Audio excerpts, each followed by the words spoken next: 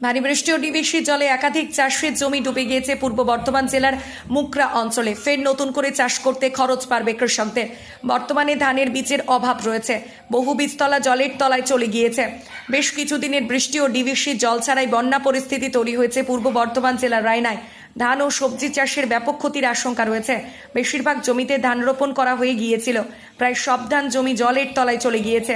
নষ্ট হয়ে গিয়েছে সমস্ত ধান গাছ। যতদূর চোখ যায় জমিতে শুধুমাত্র জল আর জল।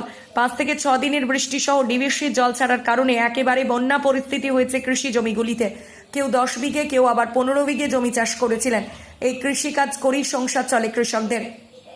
তার মধ্যে ধান জমি জলের তলায় চলে যাওয়ার কারণে সারা বছর কিভাবে অন্য সংস্থান হবে সেটাই ভেবে পাচ্ছেন না তারা। বেশিরভাগ জমিতেই যেহেতু ধান গাছ রোপণ করা হয়ে রায়না থেকে গিয়েছিল, তাই আলাদা করে আর ধান বীজ নেই অনেকের কাছেই, যার কারণে পুনরায় চাষ করা নিয়েও আশঙ্কা দেখা দিয়েছে। দাদা কি অবস্থা এখানে, চাষের জমির অবস্থা কি? এই তো অবস্থা, আপনি নিজেই দেখতে পাচ্ছেন, চাষিদের জমি বলে কিছু নেই, সব জলের তলায়। রোয়া কিছু হয়েছিল? রোয়া হাফ লোকে রোয়া হয়ে গেছে, সবই জলের তলায় পচে আছে। কতদিন ধরে যেটা জলের তলায় রয়েছে? কতদিন ধরে? এটা আপনার হয়ে গেল, আজ বৃহস্পতিবার থেকে শুরু হয়েছে, আজকে হয়ে গেল মঙ্গলবার, 5-6 দিন। কি মনে হচ্ছে জল কমছে না বাড়ছে? জল বাঁচার, জল মরলে কি বলবো, ও ধান আর পাওয়া যাবে না, আবার বিগত রুইতে হবে। এই নতুন করে সব কিছু করতে হবে। এটা কোথায়, কোন জায়গা? এটা কোন জায়গা? এটা আনি আপনার নাম? অভিযোগ নেই। দাদা কি অবস্থা এখন? অবস্থা খুব খারাপ, শোচনীয় অবস্থা। আনগড় গ্রামের বাসিন্দা আমি।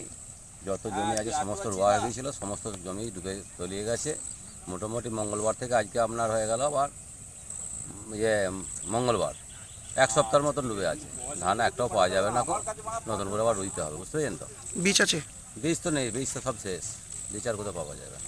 কত বিঘি রোয়া হয়েছিল আপনার? বিঘে 15-16 রোয়া হয়েছিল।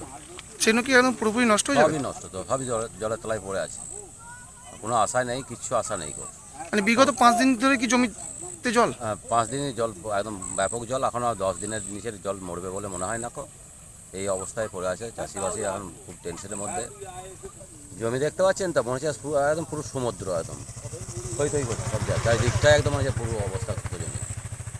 এই তো অবস্থা। মানে কবে জল কমবে সেটা কিছু বোঝা কোনো আশা নেই, কোনো ভরসা নেই, বরং জল বাড়ছে আবার নতুন করে। কালকে গতকাল জলটা ছিল তার থেকে আজকে অনেক বেড়ে গেছে।